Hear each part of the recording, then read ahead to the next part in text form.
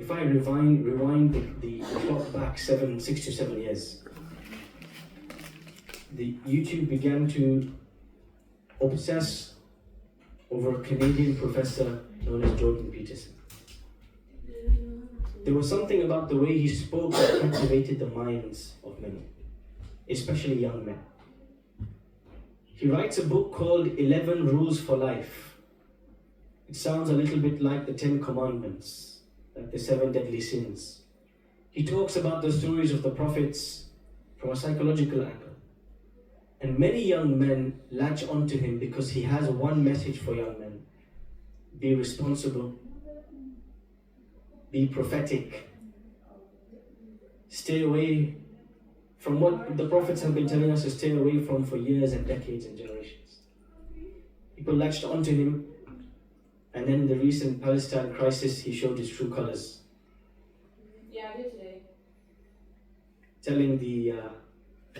Telling a certain politician to send them to hell, or to give them hell. Why did people latch on and attach themselves to this figure? Millions and millions of young men around the world, tens of millions, watching his lectures, attending his talks, buying his books. And then came another man, Andrew Tate. More popular, more fancier, the B-Tech version of Jordan Peterson. And again, tens of millions of young men attached themselves to him, admired his abilities to gather wealth and women in quick manner. What is it? Why is it so many watching his videos, reading his books, reading his articles, seeing his podcasts, wanting to be like him? There is only one explanation for this phenomenon. It is that this generation is hungry for a role model.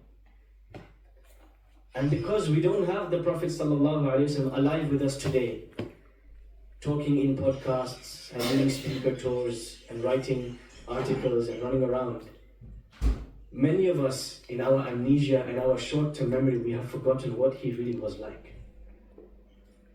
The solution to our crisis, the crisis of masculinity, the crisis of role models, is to revive the original role model, not to invent a new.